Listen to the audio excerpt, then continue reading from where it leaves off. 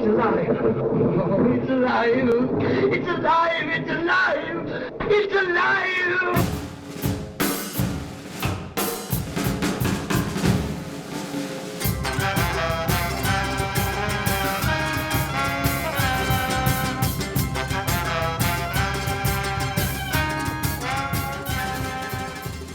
Welcome to this special Halloween episode of Amusing Jews, where we celebrate Jewish contributors and contributions to American popular culture. When it comes to Halloween, few images are more iconic than Boris Karloff as Frankenstein's monster. But did you know that this image almost never was? I'm Jonathan Friedmann. And I'm Joey Angelfield. Producer-engineer Mike Tomren is working somewhere behind the scenes. Amusing Jews is a project of Adat Chaverim, Congregation for Humanistic Judaism, the Jewish Museum of the American West, and Atheists United Studios. We're delighted to chat with Julian David Stone, an author, photographer, and filmmaker whose novel, It's Alive, recounts the frantic days leading up to the filming of Universal's 1931 classic, Frankenstein. Julian, welcome back to Amusing Jews. Hi there. Great to be here, and thanks for having me back on. What got you interested in Universal monster movies and Frankenstein in particular? I've been a fan since I was a kid. I first discovered the films back in the 70s, and this wasn't my expression, but I always thought it was the perfect way to describe it. I was one of the generation that you could call the children of the glow, which is a reference to the Aurora glow-in-the-dark model kits, because I started by building those model kits and watching the movies on television in the early 70s. And, I loved them as a kid, but then, I lost interest as I got older, discovered girls, other things like that. Then many years later in the late 90s as an adult and working in the film business, I rediscovered them. And then at that point, I obviously as an adult, I saw so much more in them that I had missed as a kid, putting them in their historical context. And I also became very interested in what went on behind the scenes, as again, I was working in the business at the time. And so that's what sort of drew me back into it, those things all happening together. Watching these on TV when you were a kid, do you remember the first one that you saw? That's a very good question. I can't remember the first, but I remember the one I liked the best as a kid. I loved Creature from the Black Lagoon because the other ones frustrated me because they were always kind of a tease. The monster wasn't on as much as I wanted. And the Creature from the Black Lagoon, he's there from the beginning, the middle, the end. So I loved it. I just thought it was so great because he was all over the movie, where the other ones, I always wanted more monster. Now, of course, when I watch them, I realize how important all the buildup and all the other stuff is to it. But the Creature was the first one that I fell in love with. And maybe the Wolfman was the first one I saw, because I have a lot of memories of that one as a kid. Yeah, both great movies. I think they're very different. Like you said, the Wolfman is much more cerebral, and Creature from the Black Lagoon is, I think they were transitioning into kind of a more low budget even phase of filmmaking. I don't know exactly how to describe it. Well, the Creature from the Black Lagoon, the whole monster thing has such a, it's such an amazing cycle that goes on for 25 years. And the very end of it is the three Creature from the Black Lagoon films, and they're almost their own entity. They're the only ones in the 50s. They're kind of different. They're a little bit more informed by the sort of 50s sci-fi that's beginning to happen. I mean, even though it's about a creature, it's not per se science fiction, but it brings in a little bit more of what was beginning to happen in that period. You can almost see it as a forerunner, or as in relation even to Godzilla or something, where now it's about what is the effect of what we've been doing on nature, that kind of thing. And so that film is a little bit in that world. You portrayed Carl Laemmle Jr. as obsessed with getting Frankenstein made. He took over production at Universal in 1928, at the beginning of the sound era, and Frankenstein was released in 1931. What was he trying to prove? Junior is a fascinating character. I've spent a lot of time reading and studying him, and I've made it my mission to make him more well-known than he is. He just really wanted to make these films. I do a presentation just on his whole life and career called The Man Who Made the Monsters. And what you find out is that he had incidents pretty much early on in his life that affected sort of the way he looked at things, and his relationship, frankly, to death and that sort of a thing, and the macabre. And that's what made him just drawn to Dracula and ultimately Frankenstein. He really you really can't understate how much he put himself out on a limb to make that film, because he had made Dracula, which was a big hit. Everybody thought he was crazy to do that one. It hits. Well, they think he's even crazier to double down and do it again, sort of going even darker, about bringing the dead back to life. And he had quite a bit on the line, but in the end, he was right. And one of the few things, we all have complicated relationships often with our parents.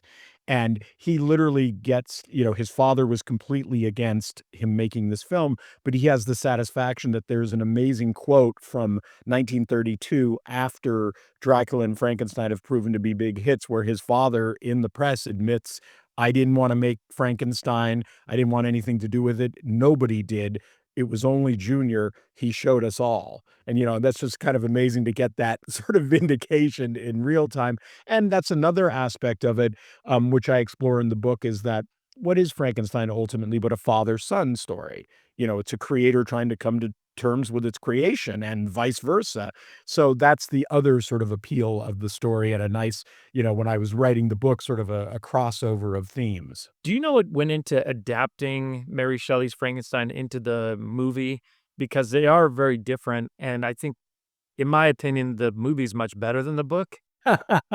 It's certainly very different. It went through a whole lot of writers. There was even stuff done on the set that nobody's really sure if James Whale wrote it or what.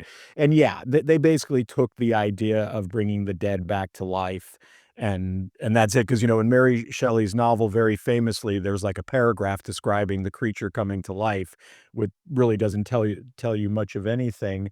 Um, yeah, and and also certainly in the original Frankenstein, he doesn't speak, and in Mary Shelley's book, he speaks for page after page after page, so it is very different. They just took the idea like they often do. I mean, you look at all of the, going farther into the horror cycle that came after the success of these movies, you look at the various Edgar Allan Poe adaptations, and they have nothing to do with the original. They just take the title. One of those Poe adaptations is truly remarkable, and that's The Black Cat, which is a wonderful movie, but, if you are expecting Poe, you should watch something else. Oh, that's for sure. I mean, it's so great because it's got Lugosi and Karloff at the peak of their abilities. It's the first time they're on screen together, and you could just feel the joy of it. And it's also a pre-code film, so it's a real sleaze fest. Just a blast. I mean, it's got everything you could possibly want.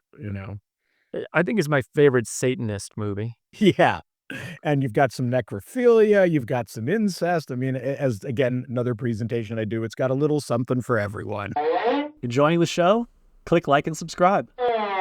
Well, let's get into it. Much of your book deals with who would be cast as Frankenstein's monster, Boris Karloff or Bela Lugosi. Going with Karloff was something of a last-minute decision. Could you take us through that? Sure. So, that's one of the things that, having a background in the film business and also with my wife, who is a costumer, that these huge roles sometimes get cast at the last minute.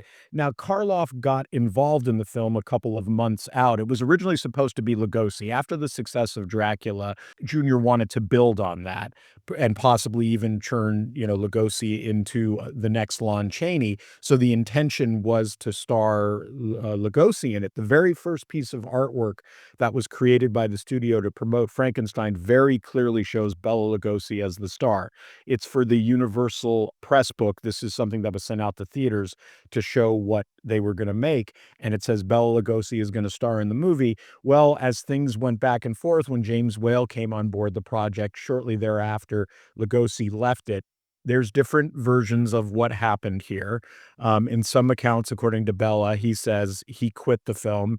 In other accounts, Junior is, as stated in some interviews, one in particular, that he removed him from the project. The truth of it is we'll never know. We know that there was a screen test done with Bela Lugosi, which is one of the great lost pieces of cinema, because, I mean, what it would be to see what his interpretation was, but by the descriptions, it was very different than what the monster became. And there's also some belief that he didn't let Jack Pierce do the makeup, that he did it himself, and that played into the decision not to have him stay with the role. So Karloff is discovered by Whale in the commissary at Universal and offered to try out for the part of the monster. And there were tests done. This has been confirmed with Jack Pierce and both of them talking about it over a period of time as he developed the makeup for it. But where things get really interesting and really was the springboard for my novel was the last time in the press that it's mentioned the switchover that Lugosi is not going to do it is about 2 months before production begins. But then there was, after the film was shot, there was a letter that's been discovered that was from James Whale to Colin Clive. Colin Clive played Dr. Frankenstein, and when Colin Clive made the journey to Hollywood to star in Frankenstein, the first part of it is he took a boat from the United Kingdom to the dock, to New York, to then get on a train to come to California. So when he gets there, it's about 2.5 weeks before they're going to start shooting Frankenstein. And waiting for him is a copy of the script and a letter from James Whale. And in this letter from James Whale with the script, it says, and playing the role of the monster will be Boris Karloff or Bela Lugosi. So here we are now, weeks away from the beginning of production. Suddenly we're talking about Bela Lugosi again. Clearly, what I believe happened is Junior got scared about not having a star in this movie, because originally they wanted a name for the role of Dr. Frankenstein. They were trying to do a loan out from MGM of Leslie Howard. It didn't work out, who was eventually went on to be in Gone with the Wind, of course. So they end up with Colin Clive at the request of James Whale, but he's not known. He's not a big movie star at this point. So I believe that Junior got scared and started to think, okay, maybe we need that name value of Bela Lugosi. I need to consider this again. And that became the springboard for my novel when it was clear that this decision was made very close to the last minute. The other interesting historical tidbit is that the first time that anywhere Boris Karloff is mentioned in relation to the movie in the press or anything is on the first day of shooting. That's the first time that he appears in an article, and it's also the day that he signed his contract. So things clearly came down to the last minute. Does that have anything to do with the fact that in the credits it says monster ? I think that was just having fun. I believe they did it again in Bride. They even teased it with Elsa Lanchester. It said the part of the monster's maid. It's ? Even though she's credited as Mary Shelley earlier on. I think they were just having fun with it. The one thing that's really fun that adds to these horror films is that Universal had a great time selling these movies. They were already famous for that before they started making the monster cycle. They loved the hokum, as Carl Laemmle Sr. would refer to it, and just did a lot of really fun stuff. They would have ambulances parked in front of the theaters. They'd have nurses in attendance. There's even there's a wonderful in a press book that they created for Bride of Frankenstein. They suggested to theaters that they set up a first aid stand with all these products they could sell to people, coming out of Bride of Frankenstein, because they were so scared. And my favorite is, one of the items is that they suggest some cigarettes to help smoke the scare away, because nothing better than nicotine to calm your nerves. And of course, Bela Lugosi will end up playing Frankenstein in Frankenstein Meets the Wolfman in 1943. Do you know anything about how that came about? What happens, actually, it has a fun history. After the initial 5 or 6 Universal films were made, starting with Frankenstein and then ending with Dracula's Daughter, those were all the ones that were done when the Laemmles were running the studio. The Laemmles lost the studio, in fact, about 2 months before Dracula's Daughter was released. So that film, the new regime comes in and it kind of gets dumped and it's kind of forgotten. It's one of the Universal horror films that isn't talked about. And it's actually a very interesting movie. So for 2 or 3 years, nobody's making horror films. It actually, between censorship and everything else, the horror films are kind of shut down and not being made. And then a theater owner out here in Los Angeles, not far from where I live, gets this idea of he's got a struggling movie house, and he gets this idea of, well, he gets a hold of a print of Dracula and Frankenstein. They're super cheap to rent for theaters. Nobody wants them, and he'll just put them up on his screen and see what happens.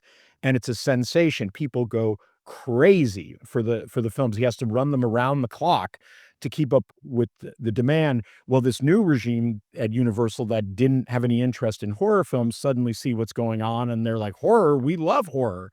And they do the same thing. They send the prints around the country, and it's a sensation. it's been 7 years since these movies have been in the theater.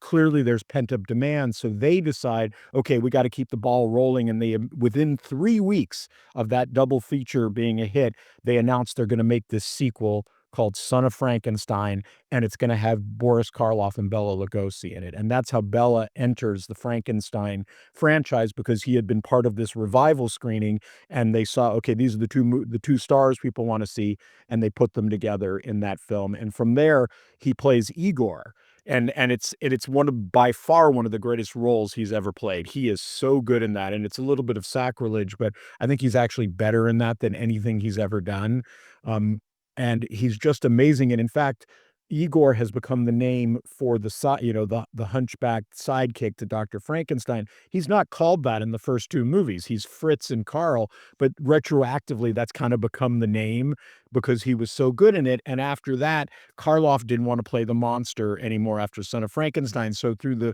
crazy machinations of those movies, eventually Igor's brain ends up in the monster, and finally, by Frankenstein meets the Wolfman, we get to see his interpretation of the monster.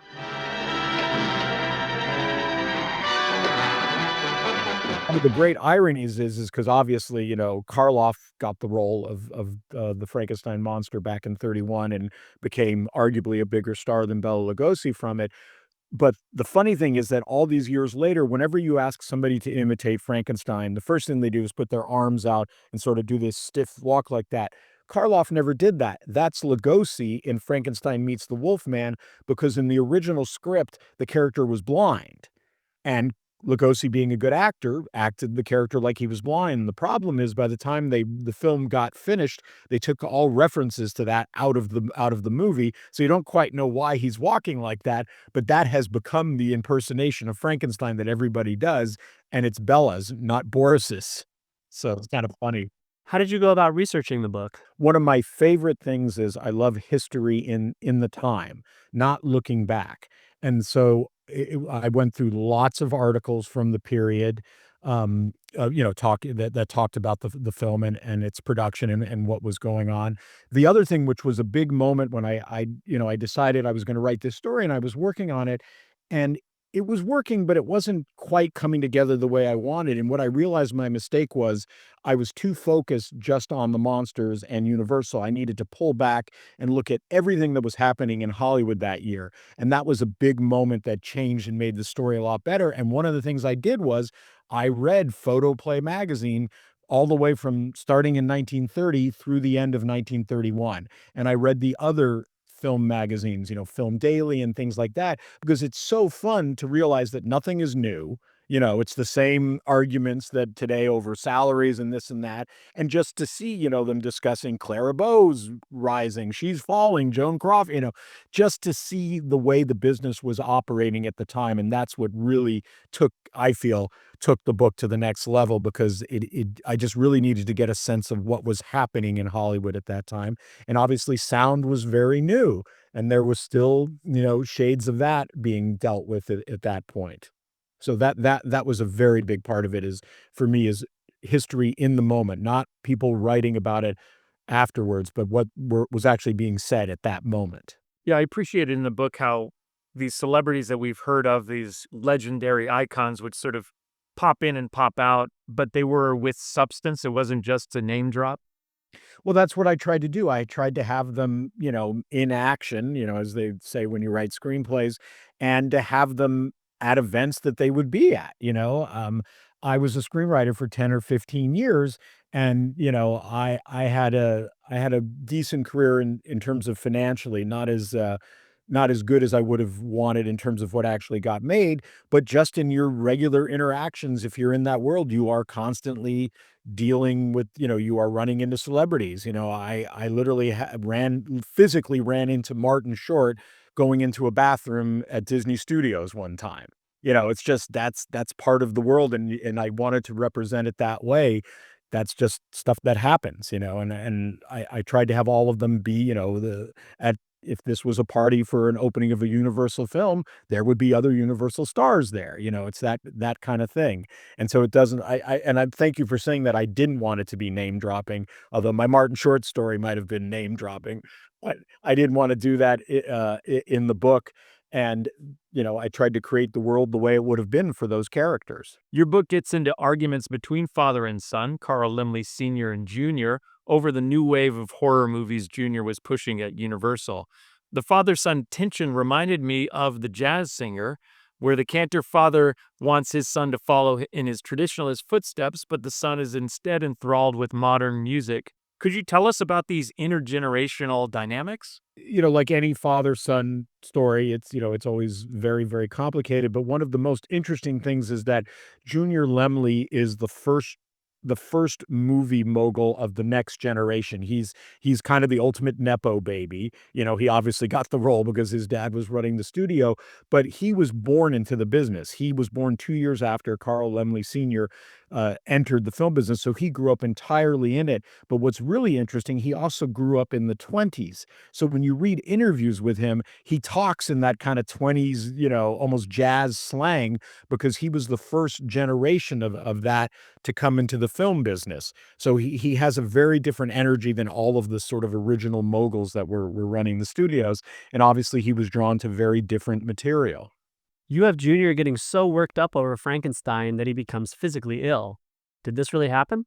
Well, Junior was a bit of a hypochondriac. That is something that is, if you read, and I've read a lot of, press clippings of him, he spends a lot of time being sick. I just have to, it seems to be that he was always being treated for exhaustion and, stuff like that. So that was part of him. And I sort of use that to just sort of physicalize what he how much he really put it on the line to make this film. So I don't know for a fact if he was doubling over and having panic attacks, but he did have a tremendous amount on the line. And again, seemed to have a lot of physical problems throughout his life. Jr. left Universal in 1936 when he was still in his late 20s. What did he do after that? Yeah, that's one of the great mysteries, and some of it actually got filled in for me after the book came out, and some of the relatives reached out to me, and they actually filled it in. So one of the most interesting things is almost immediately after he leaves Universal, about a year later, he gets a production deal at MGM. And the idea is that he's going to, pick up making horror films there. And one of the first projects that is announced that he's going to do is a talking remake of Hunchback of Notre Dame, which had been done at Universal before he was in charge of the studio. But it never comes to be in his deal. Actually, he's gone in less than a year, and he never makes another film. There are a lot of articles, particularly after World War II. He did serve during the war. After the war, of him returning to the film business and different projects mentioned, none of them ever came to be. And then by the late 50s, he got struck with MS and was confined to a wheelchair and spent the rest of his life doing that. But he seemed to have quite an active social life. He loved to go to the track. That came up a whole lot in conversations with relatives. Had a regular Sunday brunch at his house that apparently was very well attended. And there's references to his annual New Year's Day party in the trades. So he kept an active life. He just didn't make any more films. Do you get the sense that maybe he didn't need to, or he wanted to and he couldn't, anything like that? It's hard to figure out. I have to imagine it must have been hard to go from, at 21, you're running a studio and you can make any film you want, to suddenly now going through the difficulty that it is for most people to make a movie. I remember, do you remember the famous studio head, Dawn Steele? I don't know if she is remembered anymore, which is crazy. She was such a mythic figure during my years in the film business, but she talked about going from running a studio to then becoming an independent producer, and how different it was. When she was running a studio, she just had constant phone calls, and then suddenly when you're an independent producer, your calls aren't getting returned. It's a different vibe. So that may have played a part in it, where he was certainly well off financially. They sold the studio when they lost it for a lot of money, and I don't think he ever wanted for funds, and he may have just realized this just isn't really worth the battle. Could you share your top 5 Universal monster movie recommendations? Sure, absolutely.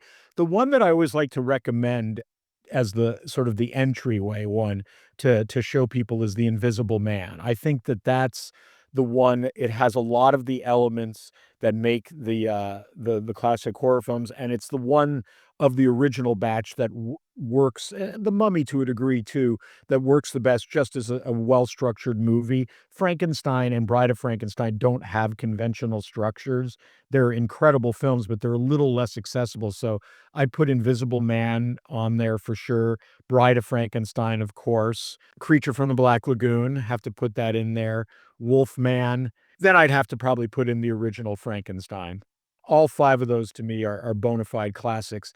I like Dracula, but it still has a little bit of a toe in the silent era, particularly some of the makeup, and it's kind of a choppy movie to really kind of follow what's going on. Lugosi is wonderful, and there's some beautiful cinematography in the look of it, but it's a little choppy as a story, so that's not quite in my top 5.